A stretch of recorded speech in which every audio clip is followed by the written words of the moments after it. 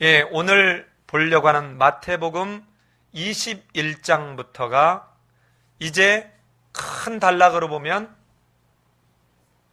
마지막 단락입니다. 즉, 마태복음 1장부터 18장까지는 갈릴리 주변에서의 사역이었고, 19장과 20장은 갈릴리에서 예루살렘을 향해서 가는 그 길에서 제자들에게 가르쳤던 내용이고, 21장부터 28장까지는 이제 예루살렘에서의 사역의 모습을 보여주고 있습니다. 자, 그 중에 오늘 본 이 세 가지의 사건, 즉 1절부터 11절까지의 예루살렘에 입성하는 장면, 12절부터 17절까지의 성전에서 물건을 사고 파는 자, 팔고 사는 자들의 의자를 엎고, 그리고 동전을 바꿔주는 자, 환전하는 자들의 상을 엎는 모습, 그리고 마지막에 무화과 나무를 저주하는 18절로 22절의 말씀을 통해서 무엇을 말하려고 하는가 같이 한번 보려고 합니다. 그리고는 22장부터 23장, 24장에 이를 때는 이제는 본격적으로 그 예루살렘에 있는 바리새인, 서기관, 대제사장들의 그런 적대적 거절과 핍박을 이제는 경험하게 되리라고 봅니다.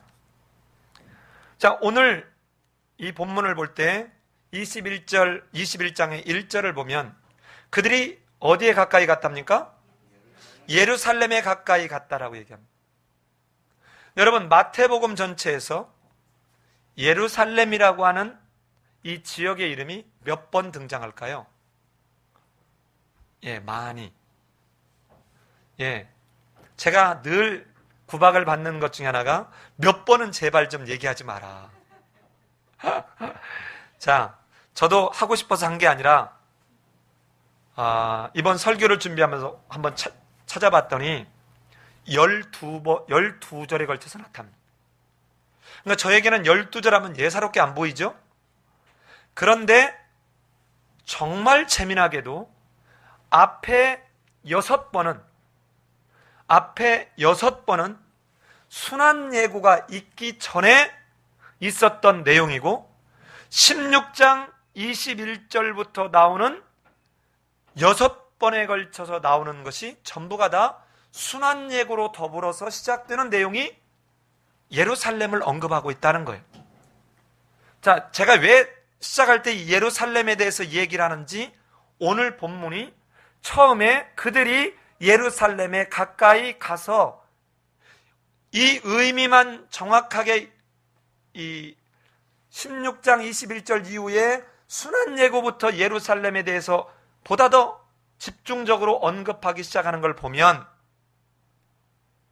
예루살렘이라고 하는 데가 어떤 데인지를 우리에게 충분히 미리 짐작해야 하는 것 같아요.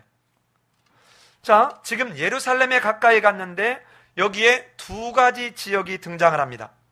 한 지역은 감람산이고 하나는 벳바게입니다. 자, 감람산은 쉽게 말하면 올리브 나무가 많은 산이에요. 올리브 나무, 그 당시에 올리브 나무는 뭐 하는 데 썼을까요? 기름을 쓰거나 환부에 바르는 데도 썼습니다.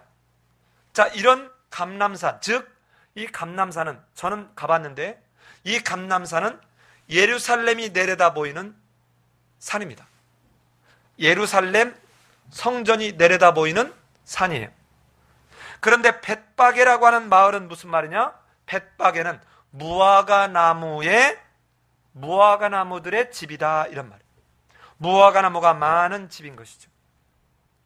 자, 그러면 지금 이 상황은 어떤 상황이냐면, 6월절이 되면, 여러분, 이스라엘 백성들이 20세 이상이 된 남자들에게 새 절기를 지키라고 그랬잖아요. 이 새 절기, 너희는 잊지 말고 이 새 절기를 지키라고 한 그 절기가 6월절로 시작되는 무기절이에요. 첫 번째가 6월절은 1월 14일 날 밤이 6월절이죠. 15일부터 무기절이 시작하는 거죠. 이 지금 예루살렘이 가까이 올 때 갔던 이 감람산과 벳박의 이 마을은 이처럼 순례자들이 1년에 3차례를 이렇게 지나갈 때 늘상 거쳐가는 순례의 길입니다. 자, 순례의 길인데 이때 예수님이 엉뚱한 말씀을 하시는 거예요. 자, 지금 이 감람산에서 예루살렘 성전이 있는 데까지 들어가는 데는 얼마 정도가 남았냐? 약 10리. 약 10리가 될까 말까 채 이 거리에서 이 사건을 얘기하고 있는 거예요. 자, 그런데 왜 이게 생뚱맞냐면 갈릴리에서 이 벳박에 감람산 벳박에 올 때까지는 걸어서 오셨어요.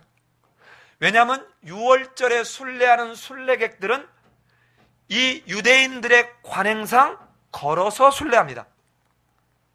그런데 왜 불과 한 1.5마일에서 2마일 정도를 목전에 두고 생뚱맞게 맞은편 마을로 가서 나귀 새끼를 가져오라고 얘기하는 걸까요? 자, 이 나귀 새끼를 가져오라고 하는 이 말은 왜 하고 있는 것일까? 이거는 이미 스가랴에서 예언한 대로 메시아가 올 때 어떻게 올 것인가? 나귀를 타고 오게 될 거라는 그 구약의 예언이 성취되는 것을 보여주기 위한 것입니다. 즉, 이걸 바꾸면 예수가 누구인지를 알게 하는 것이죠. 자, 그런데 이 사건이 왜 이렇게 중요하냐면 지금까지 20장까지 올 때는 예수님께서 자신이 누구인지를 알리거나 드러내지 말라고 이렇게 금할 때가 있었습니다. 그런데 오늘은 나귀 새끼를 타고 가면서 누구도 이런 모습으로 순례하지 않는데 지금 이 예수가 나귀를 타고 들어가면서 하는 이 어떻게 보면 퍼포먼스는 사람들로 하여금 생뚱맞으면서 주의를 집중시키기에 충분한 사건이에요. 왜 예수는 지금 이 모습을 하고 있을까요? 예수의 때가 왔다는 것이죠. 그 예수의 때가 왔는데 이 예수의 때가 온 이 모습이 뭐냐면 자신의 신분을 이거를 통해서 드러내는 거예요. 공개적으로 지금 드러내는 장면이에요. 내가 구약에서 예언한 성취로 온 메시아인 것을 드러내는 모습입니다. 자, 여러분, 이렇게 드러내는 이 모습 속에서 자, 지금 바라보면 이 시온의 딸에게 이르기를 내 왕이 내게 임하나니 그는 겸손하여 나귀 곧 멍에 매는 짐승 새끼를 탔도다 하라 하였느니라. 이 말은 이사야 62장 11절과 스가랴 9장 9절의 말씀을 그대로 거의 인용하듯 하는 모습입니다. 자, 그렇다면 이제 여기서 우리는 한 가지 바라봐야 될 모습이 있습니다. 여러분, 왕들이 탔던 이 모습 중에 하나가 말을 타거나 나귀를 탔습니다. 그러면 지금 이 예수가 나귀를 탄 이 모습은 왕이 행동하는 모습에 그려보게 하기에 충분한 모습이에요. 자, 그런데 이스라엘 백성들은 지금 로마의 압제를 당하고 있어요. 그래서 이들은 메시아가 오기를 지금 소망합니다. 당시 유대인들이 기대했던 왕, 유대인들이 기대했던 메시아는 어떤 메시아냐? 우리를 해방시키고 우리를 이 속에서 뭔가 구해낼 힘과 능력이 있는 그런 왕, 그런 메시아의 모습을 기대하고 있는 거예요. 자, 그가 오면은 이제는 저 나쁜 우리를 괴롭혔던 이들에게 공의를 행하고 우리를 구원하게 될 그 왕이 이제는 오기를 기대하고 있습니다. 자, 그럼에도 불구하고 여러분, 어쩌면 우리를 승리 가운데 이끌어갈 그 왕이면 어떤 모습이어야 될까요? 화려한 백마를 타고 들어오는 왕, 뭐 이런 모습이어야 되는데 지금 뭐를 타고 와요? 나귀를 타고 와요. 뭔가 지금 한쪽 면에서는 왠지 찌뿌둥해, 왠지 별로 마음에 안 들지만 하여튼 그동안에 예수가 한 그 이적이나 이런 것들을 봤을 때 이 사람이야말로 우리를 구원할 그 사람이다 라고 하는 사실을 보기에 충분해요. 나귀를 타고 들어오고 있습니다. 그러면서 동시에 이렇게 나귀를 타고 오는 것이 하나님이 정하신 일이라는 것을 이들로 하여금 확인하게 합니다. 어떻게 합니까? 자, 너 맞은편 마을로 가서 나귀와 나귀 새끼를 끌고 와라. 혹시 그 주인이 뭐라고 하면 주께서 쓰시겠다 하라? 여러분, 이거 말이 되는 소리예요? 아니, 여러분, 이거 읽으면서 이상하지 않아요? 너무 황당하지 않습니까? 아니, 이게 도둑도 이런 도둑이 어디가 있습니까? 지금 내가 여러분 집에 가서 제가 에어컨 가져가겠습니다. 우리 집에 에어컨이 없거든요. 주께서 쓰시겠다 하라 하고 제가 여러분의 집에 있는 에어컨을 떼우면 여러분 뭐라고 하겠습니까? 이야, 왜냐하면 우리 정지정 성도님 집에는 에어컨이 없는 것 같아. 예, 정말 어찌 보면 생뚱맞아 보이는 말도 안 되는 것 같은 이 말. 여러분 보세요. 가서 이 당시에 나귀면 그들의 꽤 큰 재산이에요. 그런데 가서 나귀 새끼만 갖고 오는 게 아니라 나귀와 나귀 새끼, 이 말을 바꾸면 엄마와 새끼를 함께 가져오라는 거예요. 그런데 더 재밌는 건 주인이 만약에 뭐라고 하면 주께서 쓰시겠다라는 거예요. 근데 여러분 결론은 어떻습니까? 가서 그렇게 얘기했더니 주인이 어떻게 했어요? 세상에 주었어요. 자, 우리 한번 가볼까요? 어디를 가보냐면 6절을 같이 한번 읽어봅시다. 6절을 시작. 예, 제자들에 가서 예수께서 명하신 대로 했더니 진짜 어떻게 하는 거예요? 주는 거예요. 아니, 주인한테 가서 나귀하고 나귀 새끼를 주께서 쓰시겠다니까 정말 주는 거예요. 예? 해경자매, 내가 차가 필요하다니까? 그랬더니 어떻게 해요? 그냥 주는 거예요. 여러분, 이 말 속에 뭐가 있습니까? 이 말은 하나님이 정하신 대로, 하나님이 지금 진행하시고 있고 하나님이 그 일을 이루고 계심을 지금 분명하게 보여주는 거예요. 그러니까 예수가 나귀를 타고 오는 것도 메시아로 오셨기에 이렇게 해야 되도록 하나님이 정하신 것이고, 주인에게 가서 나귀를 주께서 쓰겠다 하신다 라고 말하면 주는 것도 누가 그렇게 진행되도록 지금 이끌고 계세요? 하나님이 그렇게 하고 계신다는 거예요. 자, 이 모습 속에서 무엇을 의미합니까? 정말 예수는 구약에서 예언한 누구다? 메시아인 것을 이들로 알게 하는 것입니다. 메시아인 것을 이들로 알게 하는 거예요. 자, 여러분 잘 보세요. 이렇게 들어왔을 때 이 주변에 있는 사람들이 어떻게 합니까?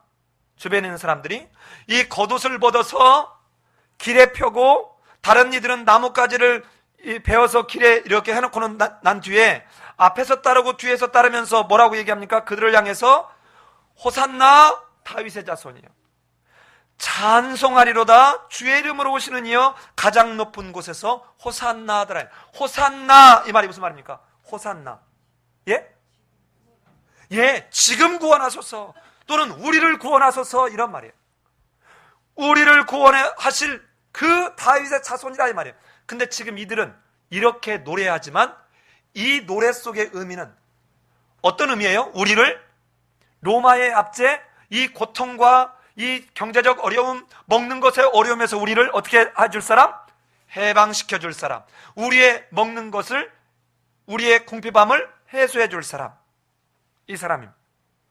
자, 다윗의 자손이여 라는 말 속에는 다윗의 왕통을 타고 올 사람, 즉 이 말은 구약에서 그렇게 말했던 다윗의 자손이 나타나서 너희를 구원하게 될 거라고 하는 마침내 그 사람이 왔다라고 생각하는 거예요. 그런데 그들의 이 고백 속에 주의 이름으로 오시는 이여라는 말이 있습니다. 주의 이름으로 오시는 이여 가장 높은 곳에서 이 뒤에 생략됐어요. 뭐가 생략됐냐면 찬송하리로다. 잘 보세요. 앞과 끝이 뭐로 끝나요? 호산나로 끝납니다. 호산나로 이렇게, 그러니까 시적으로 하면 이렇게 호산나로 끝나고, 다윗의 자손이여 찬송하리로다. 주의 이름으로 오시니여 가장 높은 곳에서 찬송하리로다, 이 말이에요. 자, 찬송하는데, 가장 높은 곳에 찬송하는데, 지금 보세요. 이들이 찬송하는 것은 왕으로 왔기 때문에 찬송하는 것입니다. 주의 이름으로 오시는 이는 가장 높은 곳 하나님 나라에서 지금 이제 마침내 기쁨과 감사와 감격 가운데 이 땅에 주의 뜻이 이루어지는 그것 때문에 찬송하는데, 보세요. 앞에서 보는 것과 뒤에서 보는 것은, 앞에서 보는 것은 이스라엘 백성들이 기대하는 승리의 왕입니다. 뒤에서 주의 이름으로 오시는 이여, 이 주의 이름으로 오시는 이는 어떤 분입니까? 십자가에 달려 죽어줘야 될 분이에요. 인간의 눈으로 보면 패배하는 모습입니다. 이 두 모습이 함께 지금 있는데, 이들은 그것을 어떤 의미인지도 모른 채 지금 우리를 구원하소서, 그들의 그 입으로 외치는 그 말까지도 하나님의 인도하심, 하나님의 이끄심 속에서 하고 있다는 거예요. 이들의 이 외침이 시편 118편 25절을 그대로 인용하고 있습니다. 잘 보십시다. 다윗의 자손이여 찬송하리로다. 이걸 보면 다윗은, 여러분,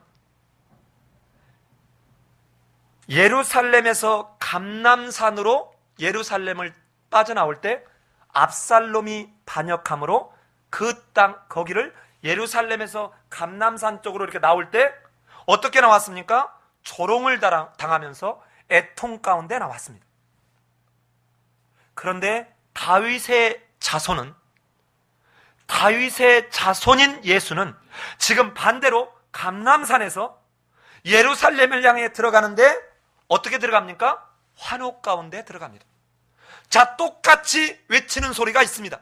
그런데 한쪽은 비루한 자여, 비루한 자여, 피를 흘린 자여, 저주를 퍼붓는 시므이의 조롱과 시므이의 그 모욕 속에서 예루살렘에서 어디로요? 감람산 쪽으로 향해서 이제 도망가는 거예요. 그런데 다윗의 자손인 예수는 감람산에서 예루살렘을 향해 들어가는데 어떻게 한다고요? 환호 속에 들어갑니다. 어떤 모습입니까? 승리의 모습입니다. 도망쳤던 다윗의 그 이미지에서 이 예루살렘으로 들어가는 이 다윗을 향한 환호는 승리의 개선과 같습니다. 자, 한번 생각해 보세요.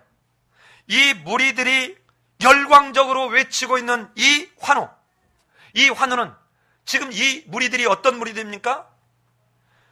유월절에 이 유월절을 지키기 위해서 저 온 곳에서, 또 저 멀리 갈릴리에서부터 예루살렘에 온 이 순례자들이 볼 때 우리를 로마의 압제와 자기들의 이 궁핍한 상황에서 해방시킬 수 있는 절호의 민족주의적 해방을 가져올 수 있는 그런 존재인 것에 대한 그 흥분, 그 뭔가 기대, 이게 얼마나 컸을까요? 이게 지금 그 모습입니다. 그런데 그들이 외치는 또 다른 말은 오전 예배에 봤던 것처럼 마치 발람이 자기는 다른 말을 하고 싶은데 자기도 모르게 그 말을 하는 것처럼 이들이 외친 그 말을 역시 구약에서 예언한 그대로 주의 이름으로 오시는 이는 저 높은 하나님이 계시는 그 하나님 보좌에서 가졌던 그 뜻대로 이제는 예루살렘에 죽으러 가는 길이에요. 승리의 길이지만 동시에 여기는 뭐예요? 죄값을 지불해야 되는 죽음의 길입니다. 자, 그렇다면 여러분 보세요.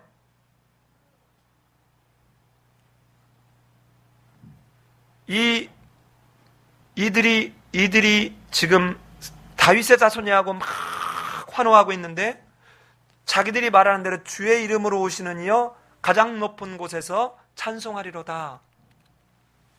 자, 그러면 이 모습은 왠지 동일한 사건이 두 가지 양면성을 가지고 왠지 마치 십자가의 죽음의 전주곡을 울리는 입성 같지 않습니까? 인간의 눈에 볼 때는 승리로 봤는데 패배로 끝날 것 같은 두려움이, 염려가 엄습해오는 그런 왠지 그 폭풍 전야 같은 그런 느낌. 자, 이 다윗의 자손이여 찬송하리로다, 이 말을 딱 들은 예루살렘의 그 상황을 단적으로 한마디로 표현했는데 그게 뭔가요? 10절입니다. 같이 한번 읽어볼까요? 시작. 예수께서 예루살렘에 들어가시니 온 성이 소동하여 이르되 이는 누구냐 하거늘. 자, 보세요. 예수가 이렇게 나귀를 타고 예루살렘에 입성하고 주변에 있는 그 무리들이 겉옷을 벗어서 깔고 나무를 베어 종려나무를 베어서 깔고 이렇게 하는데, 그러면서 호산나 다윗의 자손이여 찬송하리로다, 주의 이름으로 오시는 이여 가장 높은 곳에서 호산나, 이 말을 들었을 때 지금 이렇게 반응하는 사람들이 누굽니까? 이렇게 반응하는 사람들이 누구예요? 무리들입니다. 무리들. 자, 잘 들으셔야 돼요. 무리들은 갈릴리에서부터 예수와 함께 이 순례길을 행해왔던 사람들이에요. 그런데 지금 예수께서 예루살렘에 들어가시니 온 성이 어땠다고요? 소동했다는 것입니다. 자, 여러분, 난리가 났다 이 말이에요. 그런데 이 난리가 난 적이 또 한 번 있습니다. 언제 난리가 났나요? 2장 3절에 가면 예수가 태어났다는 이 말을 듣고 이 말을 들은 헤롯 왕과 그리고 예루살렘이 어땠습니까? 소동하였다 그랬습니다. 여러분, 이들에게는 호산나, 지금 우리를 구원하시리가 왔다라고 하는 이 감격으로 갈릴리에서부터 온 사람들은 찬송을 하고 있는데 이들은 소동하고 있어요. 누구는 죽는데 누구는 살아요. 자, 그런데 갈릴리가 어디입니까? 갈릴리는 농업과 어업지역이에요. 이 농업과 어업지역이면서 어떤 데입니까? 유대나라의 변방입니다. 그래서 누가 많이 살아요? 이방인이 많이 살아요. 자, 여러분 기억납니까? 우리 한번 마태복음 앞에 가볼까요? 다시 한번 가보십시오. 마태복음 어디를 가냐면 4장 12절을 가보십시다. 4장 12절을. 자, 같이 한번 읽습니다. 시작. 예수께서 요한이 잡혔음을 들으시고 갈릴리로 물러가셨다가 13절 나사렛을 떠나 수룹 납달리 지경 해변에 있는 가버나움에 가서 사시니. 잘 들어보세요. 이 나사렛은 유대 땅입니다. 유대 땅. 근데 이 유대 땅에서 이들의 거절을 했어요. 어떻게 거절하냐면 누가복음에 가면 예수를 땅떨어져 떨어져 죽이려고 해요. 그래서 나사렛으로 옮겼음을 누가복음을 통해서 나사렛에서 갈릴리 가버나움으로 가게 되었음을 누가복음을 통해서 확인할 수 있어요. 자, 그런데 예수가 지금 갈릴리에 있을 때 이 갈릴리 사람들은 호산나 하고 우리를 구원하시리라고 하는 이 하나님이 성령을 통해서 그들로 말하게 한 그 고백을, 즉 구약의 성취를 이룰 예수로 지금 고백하고 있는데, 막상 유대 나라의 중심이요 종교, 문화, 정치 모든 것의 중심인 예루살렘은 어떻게 됐다고요? 소동했다는 거예요. 여러분, 이 모습을 쫙 보면 예수님이 뭐라고 합니까? 내가 화평을 온 줄로 생각하지 말라. 뭐로 왔다고요? 거물지로 왔다. 내가 분열하게 하러 왔다는 거예요. 그러니까 정말 복음이 들어가면 어떤 일이 벌어져야 돼요? 한쪽은 이 복음을 받아들이고 한쪽은 어떻다고요? 난리가 나는 것입니다. 이걸 바꿔볼까요? 여러분과 내가 어느 직장에 들어가면 여러분 그 직장이 전혀 새로운 경험을 해야 합니다. 만약에 우리 여기 있는 자매들이 어느 집에 결혼을 해서 갔으면 그 집안이 우리 자매가 들어가서 며느리로 들어감으로 그 집안이 놀라운 경험을 해야 돼요. 지금까지는 한 번도 생각지도 못했던 경험. 예수가 들어갔을 때 이 예수를 거절하는 사람들 속에서는 그를 죽이고자 하는 소동이 일어났지만 정말 그가 누구인지 가까이에서 그 진리를 알았던 사람들은 호산나, 호산나 하고는 찬양했다는 것입니다. 여러분은 지금 여러분이 어느 집에 시집을 갔습니다. 여러분이 어느 직장에 들어갑니다. 그러면 어떤 반응이에요? 있으나 마나 별 볼 일 없는 존재입니까? 그저 지 욕심에만 배가 찬 사람입니까? 여러분, 이 정도만 돼도 그래도 용서가 돼. 있음으로 해를 끼치는 존재. 그냥 갔는데 동서들하고 싸움박질해. 그냥 그 직장에 갔는데 그냥 우아래 볼 것 없이 항상 부딪혀. 근데 예수 믿는다 소리까지 해. 여러분, 이거 어떡하죠? 자, 지금 이 예수가 나귀를 타고 들어가는 이 첫 번째 예루살렘의 입성의 이 모습은 예루살렘에 왜 가요? 죽으러 가요. 예수는 죽으러 가요. 그런데 무리들은 우리를 구원할, 정치적으로 구원할, 겉에서 볼 때는 맞아. 그 표현도 맞아. 우리를 지금 구원하소서 하는데 지금 구원하소서는 죄에서 구원하소서가 아니라 뭐에서 구원하는 거예요? 자기들의 지금 상황에서. 자, 그런데 예루살렘이 소동하면서 묻습니다. 이 사람이 누구냐? 하고 물으니까 11절 같이 한번 읽어볼까요? 11절 시작.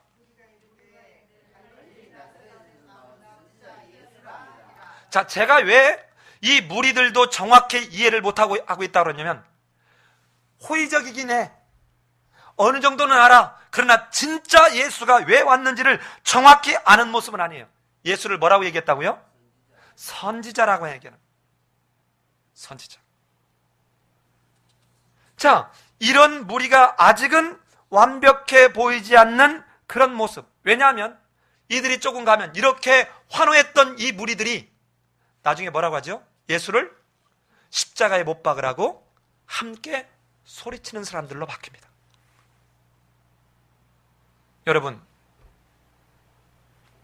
제가 설교를 준비하면서 이렇게 섬찟 놀라는 것은 제 의도와 아무 상관없이 지금 민수기를 설교하고 있고 마태복음을 설교하는데 이렇게 정말 어쩌면 이럴 수가 있나 할 만큼 이 내용이 이렇게 같이 가고 있다는 느낌을 들을 때가 많아요. 잘 보세요. 오전에도 발락이 발람을 그렇게 조롱하고 모독하면서 꺼져. 이렇게 했던 게 왜 그렇습니까? 자기가 기대했던 대로 충족되지 않으니까 이전에 간까지 다 빼주고 가득 집안에 금은 보화를 채워놓고 난 뒤에 이 모든 걸 너에게 줄 뿐만 아니라 너를 존귀하게 하겠다고 했던 그가 뭐라고 해요? 꺼져. 여러분, 똑같습니다. 이렇게 지금 자기들이 기대했던 우리를 구원하고 우리를 해방시킬 힘과 능력의 왕이라고 생각했는데 이 예수라는 존재가 세상에 십자가에 지금 잡혔는데 여러분 딱 삼손처럼이라도 되지 않겠어요? 딱 잡혔는데 어머 어떻게 돼요? 너희들 후회할 텐데 하고 막 하는 사람들에게 진짜 혼나볼래? 뭐 예고라도 좀 하고 너희들 내가 콧바람으로 불면 다 죽는다 뭐 해고 그래 좀 나가는 사람 전에 피하는 사람은 저 금송아지를 할 때 살아남는 사람처럼 저 고라와 다단과 아비람이 이 합작에서 공모했을 때 고라의 자손들 중에 살아남는 사람처럼 뭐가 있어야 되지 않아요? 그런데 그대로 죽음의 길을 가네. 그리고 어떻게 해요? 자기 기대와 너무 다르게 어떻게 합니까? 십자가에 못 박으라고 소리치는 거예요.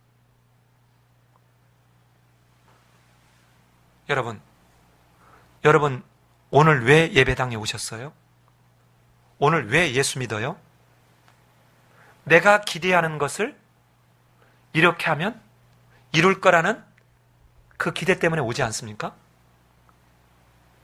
예수 그 자체, 하나님이 창조주요 하나님만이 구속할 수 있는 유일한 신이기에 그 자체로 지금 예수가 예루살렘을 향해서 걸어가는 이 모습은 지금 폭풍전야 죽음의 전주곡을 올리는 이 예루살렘 입성은 오늘 우리가, 예수를 믿는 우리가 예배당에 와서 예배를 드리고 예수 그리스도로 인하여 우리가 다시 회복되고 새롭게 됨으로 세상 속에, 예루살렘이라는 세상 속에 우리는 걸어 올라가야 돼요. 근데 우리는 어때요? 예를 들어서 오늘 이렇게 하고 났는데 내일 뭐 집에 안 좋은 일이 있으면 예배도 잘 드렸고 11조도 했고 없는 또 건축원금도 내가 애써 했는데 왜 이런 일이 생기냐? 내가 요즘 새벽 기도도 하는데. 우리 기대대로 안 되니까 어떻게 해요? 이제는 내가 원하는 그 하나님이 아니라는 것이죠. 여러분, 사람들의 인간관계가 이렇습니다. 여러분, 좋을 때는 간이라도 빼주들 듯 하지 않습니까? 연애와 결혼은 다른 것처럼. 연애할 때는 어때요? 나는 네가 좋아하는 것이라면 무엇인지 다 할 수 있어, 이러잖아요. 근데 결혼해봐, 이것은 실존이거든, 실제거든. 연애는 실제가 아니지만 결혼은 실제거든요. 그러니까 여자가 나 반지 사줘, 나 옷 사줘 할 때, 연애할 때는 사줄 수 있지만 결혼하면 매번 그렇게 사주다가 어떻게 살림하겠어요? 그냥 못 사주면 인간이 변했네? 이럴 수가 있어? 뭐 이러면서 다투는 경우도 있죠. 옛날에는 안 그랬는데. 자, 여러분 보세요. 기대했던 것대로 안 되면, 여러분, 회사든 집안이든 또 교회 안에든 처음에 자기들이 기대했던 어떤 그 기대대로 안 되면, 그렇게 칭찬하고 그렇게 좋은 말로 그렇게 얘기했던 사람들이 이제 어떻게 합니까? 그 사람을 비난하고, 비난하는 데서 만족이 안 되면 어떻게 해요? 이제는 뒤집어 씌우는 거예요. 예, 모함하고 매도하고 이렇게 하는 것이에요. 지금 이들의 모습이 우리에게 정말 교훈을 얻어야 됩니다. 자, 예루살렘은 그들 말대로 다윗의 자손이 이제는 우리를 해방시키기 위한 왕으로 입성하는 승리였는데, 실제로 벌어진 일은 뭐였다고요? 예, 십자가의 길이었단 말이에요. 실패하는 모습이었어요. 얼마나 처절했을까요? 지금 예수님이 내가 메시아라는 걸 보여주고 내가 지금부터 해야 될 일이 뭔 줄 아느냐, 이것을 보여주려고 하는 거예요. 그러니까 예루살렘 입성은 여러분 비장한 길이었습니다. 다시 돌아오지 못할 길이었습니다. 그런데 이 마태라고 하는 저자는 다른 복음서와 다르게 예루살렘에 방문한 것이 이번이 처음인 것처럼 온통 21장에 집중시키고 있습니다. 자, 요한복음을 기점으로 해보면 적어도 3번 내지 4번 유월절을 지키러 예루살렘에 간 것으로 보여요. 그런데 이 마태복음은 유독 21장에서 십자가를 지기 위해서 가는 이 사건으로 집중하고 있어요. 무엇을 말하려고 해요? 이 마태라고 하는 저자는 예루살렘으로 가는 그 길이 바로 죽음의 길이요, 하나님의 말씀 앞에 온전히 순종하기 위한, 예수가 메시아로 왔는데 메시아가 무엇을 하기 위해서 왔냐는 것을 보여주는 거예요. 그러니까 이 지금 예루살렘 입성은 크게 2가지를 말하는 것입니다. 오늘 22절까지의 모든 주제가 사실은 이거예요. 첫 번째는 예수 내가 누구인 줄 아느냐? 구약의 예언의 성취로 오신 메시아다 하는 걸 보여주는 것이고, 두 번째는 그 메시아인 예수가 와서 하려고 한 일이 뭔 줄 아느냐? 십자가에 죽는 일이다. 십자가의 죽음으로 승리를 얻게 하는 그 일을 하려고 왔다. 예수가 누구며 그 예수가 하실 일이 무엇인지를 이 예루살렘 입성 사건에서 여실히 보여주는 거예요. 여실히. 너무도 중요한 그리고 심각한 사건인데 아무도 그걸 지금 깨닫지 못하고 있습니다. 자, 2번째 한번 봅시다. 자, 하나를 더 보고 갈까요? 자, 제가 지금 다윗의 자손 예수여, 다윗의 자손이여 찬송하리로다. 그리고 주의 이름으로 오시는 이여 가장 높은 곳에서 찬송하리로다, 이거거든요. 자, 그러면 이 모습에는 한쪽은 승리하는 모습이고 한쪽은 왠지 하나님의 뜻대로 순종하는 모습이어야 되겠기에 무슨 모습이에요? 예, 실패하는 모습, 죽음의 모습이에요. 그런데 이거를 계시록 5장에서 정확하게 표현하고 있습니다. 우리 한번 가볼까요? 계시록 5장 5절입니다. 계시록 5장 5절이에요. 5절과 6절을 같이 한번 봅시다. 제가 5절을 읽을 테니까 여러분은 6절을 읽어주시기 바랍니다. 장로 중에 한 사람이 내게 말하되 울지 마라. 유대 지파의 사자 다윗의 뿌리가 이겼으니 그 두루마리와 그 7인을 떼시리라 하더라.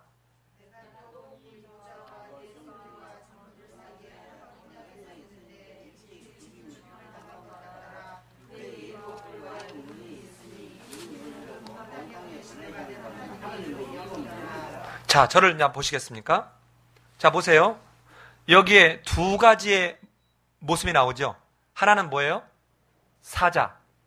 또 하나는 어린 양입니다. 자, 사자는 어떤 모습이에요? 동물 중에 왕이에요.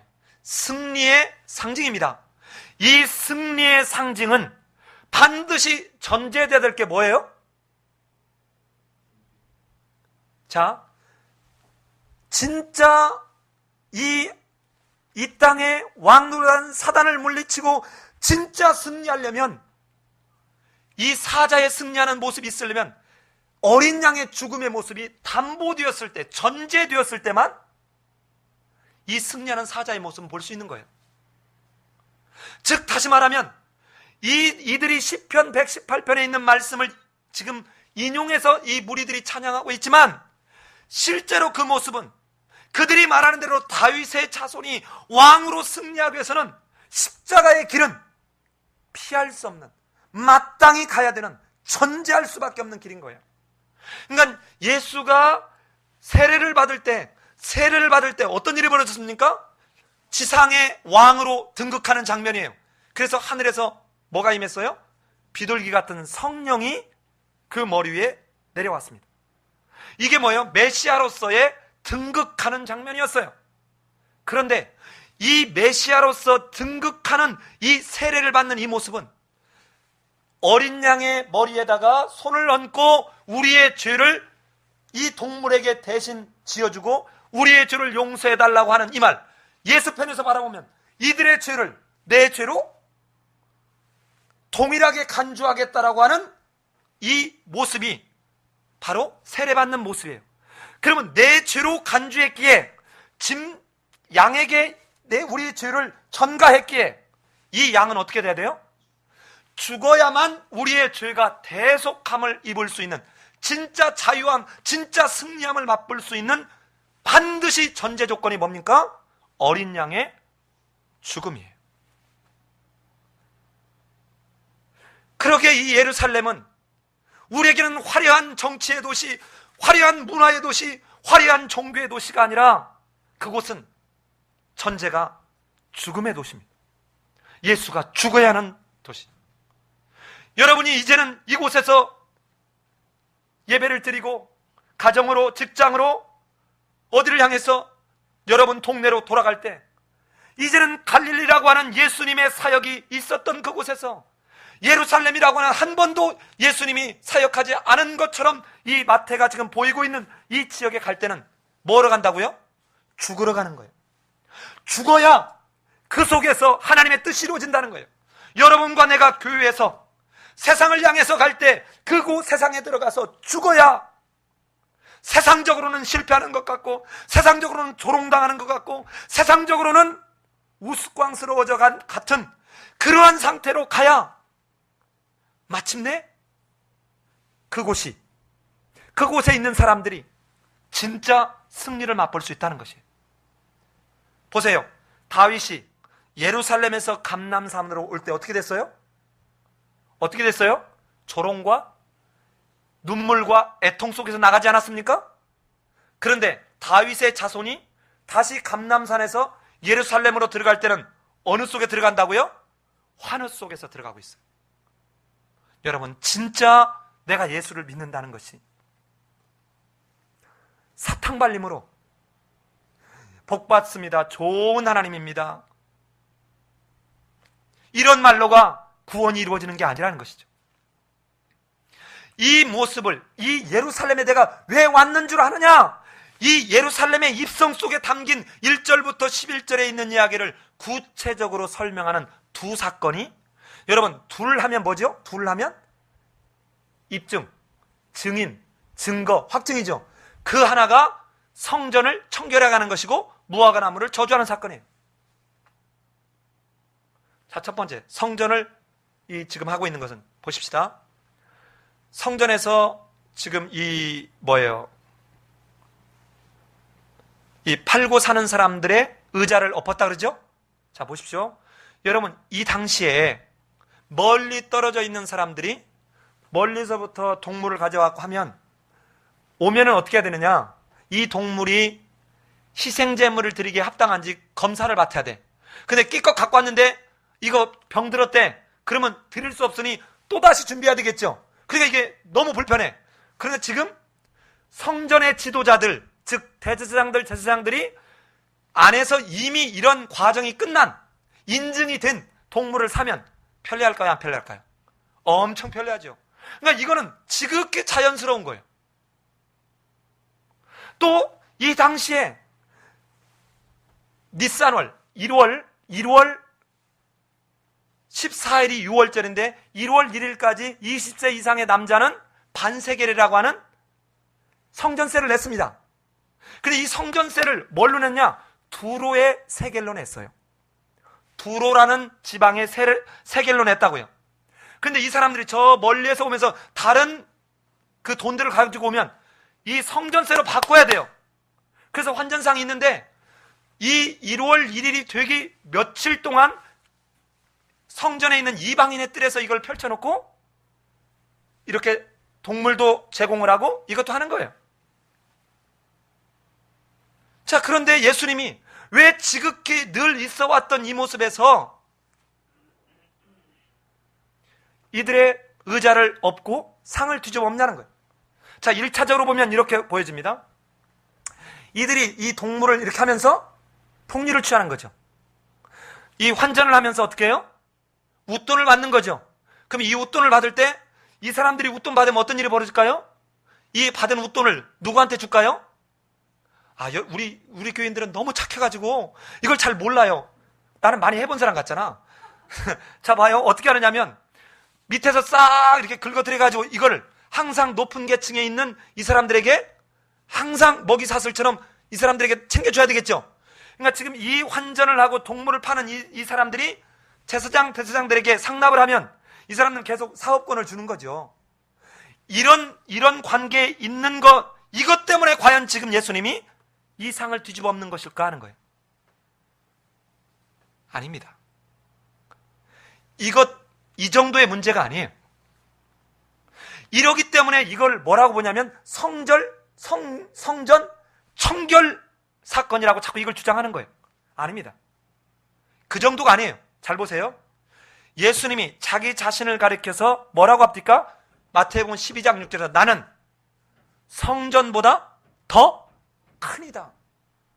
자, 성전보다 더 크니가 예수, 바로 그가 지금 그 성전에 입성하고 있는데, 원래 하나님이 주신 그 성전의 본래적 의도와 목적과 다르게 이들은 지금 어떤 생각을 가지고 있냐? 성전이 있으니까 우리는 망하지 않는다. 성전이 있으니까 됐고, 우리는 성전에서 제사를 드리고 있으니까 우리는 이제 하나님의 보호와 인도를 받을 수 있다. 이렇게 주장하는 사람들이에요. 이런 생각을 갖고 있는 사람들에게 이미 저 에스겔서 40장부터 48장에서 전혀 다른 성전의 환상을 보여줬죠. 이제는 그런 게 성전이 아니다.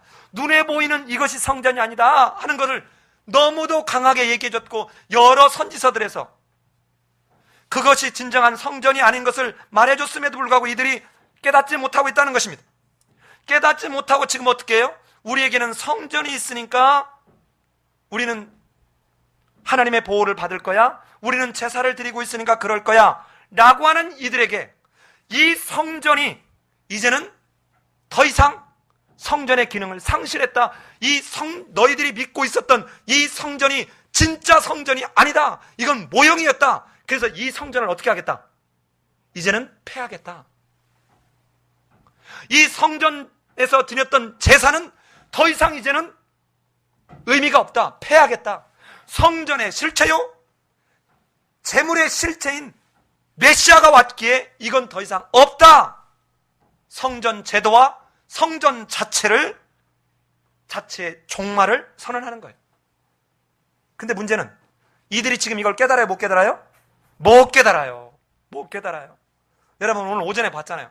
아무리 옆에서 하나님이 여호와가 3번씩 해줘도 발람이 깨달아요, 못 깨달아요? 못 깨달아요. 그러니까 속으로는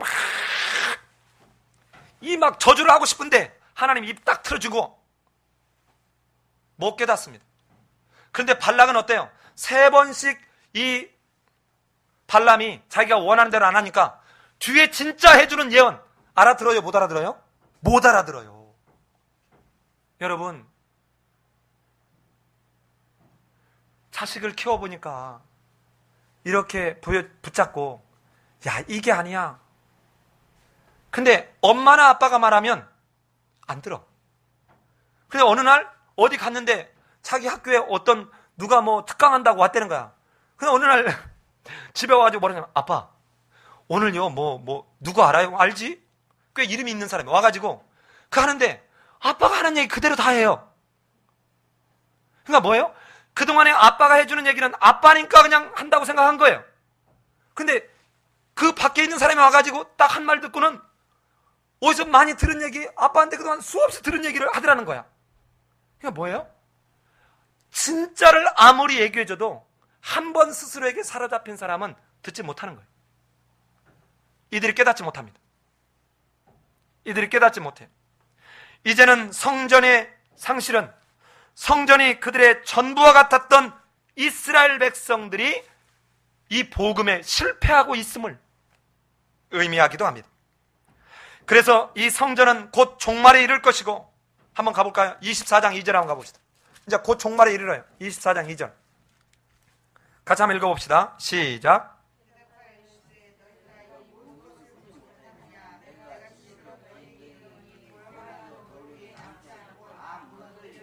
예, 이렇게 성전이 종말에 곧 이를 것이다. 그리고는 이제는 오히려 이방인들이 소원했던 그 소망이 예수께서 세우시는 나라의 중심을 차지하게 될 것이다 하는 것입니다. 그러면서 그들이 왜 성전이 더 이상 성전으로서의 그걸 상실하게 되는지 2가지 면에서 얘기합니다. 내 집은 뭐 하는 집이다? 기도하는 집이다. 근데 너희들은 이 성전의 의미가 뭔지를 상실했다. 그럼 여러분, 기도가 뭔지를 알아야 되겠죠? 기도가. 자, 보세요. 기도가 뭡니까? 잘 보세요. 기도가 원래 히브리 원어에서 기도는 하나님의 택한 백성들이 저 모압, 암몬, 에돔, 저 애굽, 바벨론, 아수르 이런 나라들의 하나님을 바르게 알고 돌아올 수 있도록 그들을 하나님 앞에 부탁하고 신원하고 하나님 앞에 간절히 요청하기 위해서 준 수단이에요, 수단. 자, 그런데 지금 얘들은 여기서 이런 것을 하는 게 아니라 뭐 하고 있어요? 여기서 이거 팔아가지고 자기 이익 채우고, 그리고는 우리 성전이 있으니까 우리는 망하지 않는다? 우리는 제사들이니까 우리는 망하지 않는다, 이 생각하고 있는 거예요.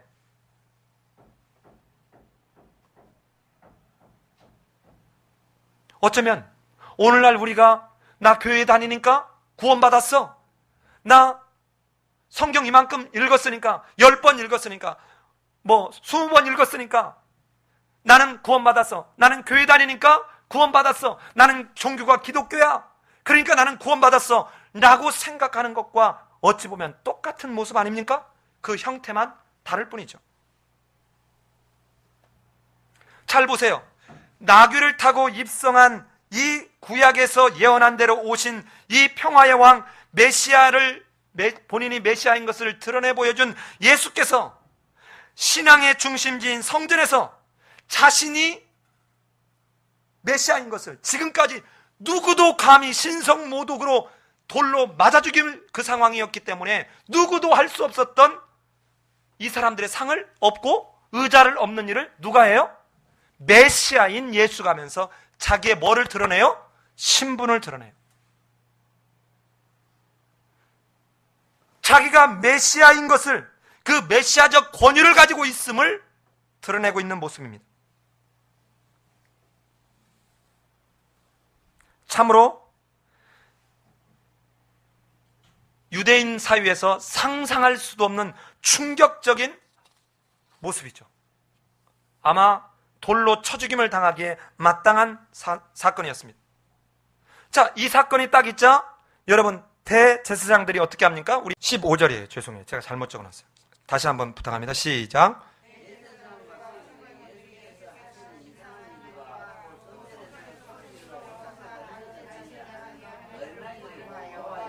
자, 어떻게 했다고요? 노하여 했다는 거예요. 자, 왜 노했냐? 잘 보세요. 예수께서 하신 이상한 일 때문에 노했고요. 두 가지 때문에 노했어요. 두 번째는 성전에서 소리를 질러 호산나 다윗의 자손이여 하는 어린아이들 말 때문에 이들이 분노했어요. 자, 지금 우리를 구원하소서. 이 우리를 구원할 자가 세상의 성전에서 오직 하나님만 높임을 받아야 될 그 이름을 누구에게 지금 하고 있는 거예요? 예수에게 하고 있는 그 모습 때문에 이들이 분노했습니다. 자, 그런데 예수님이 이제 이 성전은 더 이상 그 역할이 폐해졌다, 이 선포를 하시고 난 뒤에 이 예수가 하셨던 단적인 모습이 뭐였습니까? 그게 14절입니다. 14절 한번 읽어보십시다. 시작. 예. 자, 보세요. 이 맹인이나 저는 자는 유대인들의 습관으로는, 관습으로는 성전에 들어갈 수 있어요? 없어요? 없습니다. 없어요. 이들은 성전에 들어가는 것 자체가 불가능했습니다. 레위기 21장과 사무엘하 5장 8절에 보면 다윗도 역시 마찬가지로 성전에는 들어가지 못했어요. 그런데 지금 예수는 그들을 성전에서 그들을 배척당하게 하지 않을 뿐만 아니라 다윗의 후손으로 오신 그 예수는 성전 안에서 그들을 뭐하기까지 해요? 고쳐주기까지 해요. 원래 성전이 해야 될 일이 이 일이었다고요. 메시아가 와서 해야 될 일이 이 일이었다고요. 사단의 세상을 철저하게 배퇴시키고 이제는 그 사단으로 인해서 왜곡됐던 그 상황을 회복시키고 이제는 더불어서 화평케 하고 더불어서 하나님과 함께 할 수 있도록 하는 이것을 하게 하려고 메시아가 온 거예요. 자, 그렇다면 이 성전에서 지금 예수가 한 이 사건은 이스라엘 백성들의 성전과 이스라엘 백성들이 행하고 있는 이 제사가 실패하고 있음을 보여줌과 동시에 앞으로 회복되게 될 진정한 성전, 이 성전은 누구에게나 유대인이냐 아니냐, 장애자냐 아니냐 할 것 상관없이 이 복을 누리게 될 것임을 이 사건을 통해서 보여주는 거예요. 자, 그럼 보십시다. 아까 제가 예루살렘을 올라가면서 여기서 말할 내용이 몇 가지라고 그랬어요? 두 가지. 하나는 예수가 누구냐, 예수의 신분을 드러내고 그 예수가 와서 하려고 하는 일이 뭐냐는 걸 보여주려고 한다 그랬죠. 이 예루살렘 입성에서 이미 이걸 보여주고 있는데 지금 이 성전에서 상을 얻고 의자를 엎는 이 사건에서 다시 한번 예수의 대제사장이나 서기관이나 바리새인이나 누구도 흉내낼 수 없는 그들을 엎어버리는 그것을 통해서 예수가 메시아적 권위를 갖고 있는 존재라는 것을 다시 보여주고, 동시에 거기서 이들이 맹인과 전원자들이 성전에서 예수의 영접을 받고 치유함을 받는 걸 통해서 앞으로 새롭게 회복되게 될 진정한 성전에서 이런 일을 하기 위해서 메시아가 오셨다는 것을 보여주고 있는 것이에요. 자, 여러분, 그리고 난 뒤에 마지막 세 번째, 그러니까 예루살렘에 입성을 했고 두 가지 사건이 있는데, 하나는 성전에서 없는 사건이고 두 번째는 무화과 나무를 저주하는 사건입니다. 이른 아침에 성으로 들어오실 때 어땠답니까? 시장하셨답니다. 그래서 길가에서 한 무화과 나무를 보시고 그리로 가셨다는 거예요. 여러분, 여기에는 그냥 그리로 가셨다고 되어 있는데 마가복음 11장에 가면 예수님이 왜 가셨는가를 말하고 있습니다. 예수님이 무언가 열매를 얻을 수 있을까 해서 갔습니다. 그러니까 이미 뭐를 생각하시고 가셨어요? 거기서 열매를, 뭔가 먹을 것을 얻을 거라고 기대하시고 가셨습니다. 그렇지만 보세요. 예수님이 누구예요? 메시아지요? 그런데 이 메시아는 자기의 신적인 능력, 하나님의 아들로서의 능력을 쓰지 않습니다. 여러분, 이게 언제도 있었죠? 마태복음 4장에서 시험 받을 때도 40일 동안 금식했어요. 근데 그때 이 배고프셨는데 신적인 능력을 통해서 돌을 떡으로 바꾸든가요? 안 바꾸든가요? 안 바꿉니다. 그런데 역시 신적인 능력을 가진 분이 왜 무화과나무를 갔을까? 시장하심에도 불구하고 그냥 쓱 하면 다 바뀔 텐데. 자, 그런데 잘 보세요. 길가에서 한 무화과나무를 보시고 그리로 가사 잎사귀 밖에 아무것도 찾지 못하시고 남에게 이르시되. 여러분, 여기서 우리 한번 마가복음 11장 한번 가볼까요? 마가복음 11장.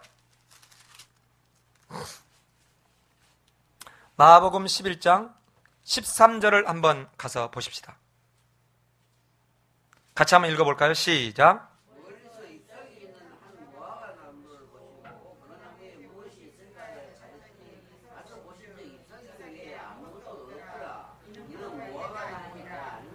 예, 잘 보셔야 됩니다. 자, 여기서 보면 마가복음의 기준으로 보면 지금 무화과나무가 잘못이 있습니까? 없습니까? 무화과나무 때가 아니래요. 그러니까 지금 아무 잘못이 없는데 이 마태는 이 말을 싹 빼면서 지금 무언가를 여기서 말하려고 하는 거예요. 자, 그런데 잘 보세요. 무화과나무는 특성이, 우리 보통 나무는 잎사귀가 나고 꽃이 피고 그 꽃에서 열매가 생기죠? 근데 여기는 반대입니다. 무화과나무는 먼저 열매가 맺히고 그리고 난 뒤에 뭐 한다고요? 잎사귀가 나는 거예요.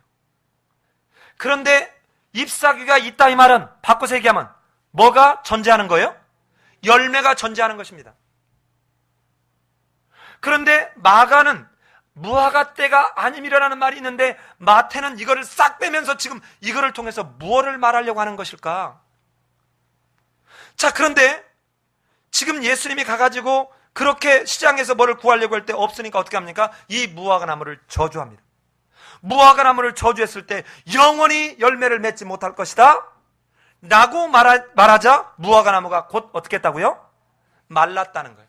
자, 여러분 잘 보셔야 돼요.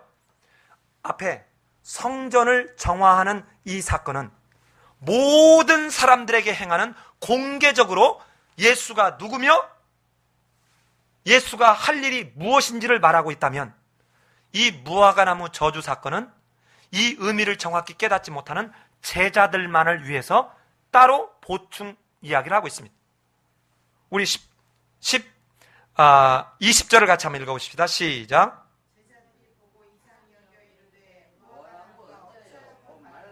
자, 제자들이 깨달아요? 못 깨달아요? 자, 못 깨달았습니다. 자, 그러면 이 무화과나무는 구약에서 이 무화과나무는 이스라엘 나라를 지칭할 때 많이 사용합니다. 자, 그렇다면 열매 없는 무화과나무는 예루살렘 성전의 공허한 제사제도를 의미하는 것이에요. 그러니까 앞에서 성전이 더 이상 이제는 폐해졌다, 이 모습처럼 무화과나무가 폐해지는 거예요. 자, 성전이 이스라엘 사람들에게는 모든 것의 중심이었어요. 그러면 성전이 폐해진다는 말은 이스라엘이 하나님의 구원에서 실패하고 있다, 진정으로 성전에 대한 인식을 제대로 깨닫지 못하고 있다, 이것을 보여주는 것입니다. 구약에서 무화과나무는 하나님 앞에서 이스라엘의 지위, 이 지위를 의미합니다. 그런데 하나님께서 그 이스라엘을 향해서 심판하실 때 주로 거론했던 게 바로 무화과나무예요. 이사야 28장, 에레미야 18장, 요엘서 1장, 미가서 7장에 보면 역시 그런 무화과나무를 통해서 하나님 백성에게 대한 하나님의 심판을 언급하는 데 사용하고 있습니다. 그렇다면 이 열매 없는 무화과나무는 이들이 원래 성전의 목적, 하나님이 두신 목적과 상관없이 그들의 종교적인 행위, 행사만 무성한 잎사귀처럼 왕성하게 있는 그것을 보시면서 지금 예루살렘의 성전과 그들의 공허한 제사 제도를 신랄하게 비유하고 있는 것입니다. 두 번째는 이 나무를 말라버리게 하는 이 사건은 머지않아 있을 예루살렘 성전과 그 성전 제사 제도가 이제는 더 이상 존재하지 못하게 될, 성전과 제사 자체가 종말을 기하게 될 것을 비유적으로 보여주고 있는 모습입니다.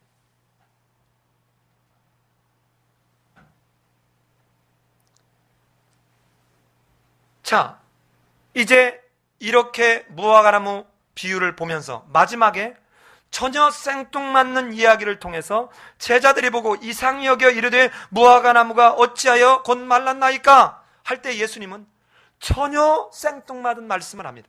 같이 한번 다시 해볼까요? 21절을 같이 읽어보겠습니다. 시작. 예수께서 대답하여 이르시되 내가 진실로 너희에게 이르노니 만일 너희가 믿음이 있고 의심하지 않으면 이 무화과나무에게 된 이 일뿐 아니라 이 산들어 들려 바다에 던지라 하여도 될 것이요. 자, 여기서 의심하지 않으면, 이 말은 본 헬라어 원문에는 없습니다. 그냥 직역을 하면 이 믿으면서 이 말이에요. 즉 분사형이에요. 늘 믿음을 가지고 이 말입니다. 자, 여러분, 그리고 난 뒤에 22절을 가봅시다. 너희가 어떻게 할 때? 기도할 때 무엇이든지 어떻게 하면? 믿고 구하면 다 받으리라. 자, 21절과 22절에서 공통적으로 들어가는 단어가 뭡니까? 믿음입니다. 자, 그런데 이 무화과나무 저주한 이 사건이 바로 앞에 있는 성전을 정화한 사건하고 연결되는 것을 볼 수 있어요. 왜 그렇습니까? 자, 보세요. 내 집은 뭐 하는 집이다? 기도하는 집이다. 그런데 이 기도하는 집이 어떻게 된 거예요? 이제는 더 이상 그 기능을 뭐 하고 있어요? 상실하고 있기에 종말을 기하고 있다는 거예요. 그러기에 이제는 진짜 성전의 실체로 오신 예수 안에서 너희가 기도할 때 뭘로 기도하라는 거예요? 믿음을 가진 자가 예수 안에서 구할 때 얻게 되는 전혀 지금까지와 다른 새로운 경험을 하게 될 거라는 거예요. 지금까지 이스라엘 백성들이 왜 실패하고 있나? 성전이 있기 때문에, 그들의 열매는 없이, 그들의 삶은 없이 성전이 있기 때문에, 제사가 있기 때문에 우리는 뭔가를 얻을 거라고 생각했다는 것입니다. 그러나 이게 무화과나무가 저주를 받아 말라져 버리는 것처럼 이제는 더 이상 성전에서, 성전이 있기 때문에, 이스라엘 백성이 있기 때문에 무언가를 얻을 수 있는 이것은 더 이상 존재하지 않는다. 너희들이 성전의 실체로 오신 예수 그리스도 안에 있어서 그 예수 그리스도를 굳건히 메시아로 오신 예수, 그가 와서 마침내 이 성전의 본래적 목적을 회복하실 그 일을 하실 분이라는 사실을 믿는 그 믿음을 가진 자는 어떻다는 거예요? 무엇이든지 구하는 대로 어떻게 한다는 겁니까? 받는다는 거예요. 자, 오늘 말씀을 마칩니다. 여러분, 지금 이 마태복음 21장 1절로 22절에서 하려고 하는 이야기는 실은 하나입니다. 예루살렘 입성을 왜 하느냐는 거예요. 예수님의 예루살렘의 입성과 그 뒤에 있어진 성전 정화, 무화과나무 저주 사건은 예수가 누구냐는 것입니다. 예수가 바로 구약의 예언으로 온 그 메시아인 것을 보여줌과 동시에 그 예수가 와서 하시려고 하는 일이 무엇이었냐? 바로 십자가에 죽는 그 죽음을 통해서 구원의 승리를 가져다 줄 그분이다. 그러기에 이제는 너희들이 눈에 보는 성전이 아니다 이거예요. 이제까지 너희들이 했던 제사를 드리는 이 방법이 아니다 하는 거예요. 여러분, 이걸 오늘날 우리에게로 적용해 봅시다. 여러분, 내가 지금 주일을 성수했냐? 내가 지금 성경을 얼마나 아느냐? 내가 지금 헌금을 어떻게 했느냐? 봉사를 어떻게 했느냐? 내가 제자 훈련을 받았느냐? 내가 무엇을 했느냐? 이게 아니에요. 네가 정말 예수와 그 예수를 온전히 믿으면서 가고 있느냐? 자, 믿으면서 가고 있다 이 말이 뭐예요? 예수와 함께 간다는 말이에요. 예수와 함께 간다는 말이 무슨 말입니까? 예수님의 말씀을 따라 예수가 예루살렘으로 죽음의 길을 걸어가듯이, 죽음을 향해서 가듯이, 지금 너가 그 예수를 따라, 예수의 말씀을 따라 죽음의 예루살렘을 지금 향해서 걸어가고 있느냐? 예수와 함께 가고 있느냐? 이거 묻는 거예요. 우리는 교회 다닌다라고, 기독교라고 너무도 자연스럽게 얘기하지만 우리 속에 정말 예수님이 있습니까? 우리 속에 정말 그 예수가 내 안에서 역사하십니까? 나를 다스립니까? 나를 통치합니까? 아니면 예수 따로, 내 삶 따로? 이것은 발락과 발람과 다르지 않습니다. 사랑하는 성도 여러분, 예수를 믿으십시오. 사랑하는 성도 여러분, 예수를 믿는다는 것은 예수 그리스도가 하나님의 말씀 앞에 죽기까지 순종하면서 죽음의 장소 예루살렘을 향해서 뚜벅뚜벅 나아갔던 것처럼, 오늘 우리도 자기를 부인하고 자기 십자가를 지고 예수처럼 세상의 예루살렘, 그 죽음의 길을 향해서 예수처럼 뚜벅뚜벅 걸어가는 이 속에 예수가 우리와 함께 계시기에 그 일을, 그 열매 맺는 그 일을 위해서 우리가 무엇이든지 구하면 하나님은 우리를 통해서 열매를 맺고 영광을 얻으시기 위해서 우리의 기도를 다 이루어 받게 하시겠다는 거예요. 이 복을 누리시는, 진정한 예수님 오셨을 때 다윗의 자손이여 찬송하리로다, 주의 이름으로 오시는 이여 가장 높은 곳에서 호산나, 이것을 주님 오시는 그날에 우리가 함께 할 수 있어야 합니다. 주님 오시는 그날에, 그래 내가 이름으로도 너를 안다, 너의 찬양은 네가 승리를 취하기에 마땅하다, 이거 누리는 우리 모든 성도님들 되시기를 예수님의 이름으로 기도합니다. 같이 한번 기도하겠습니다.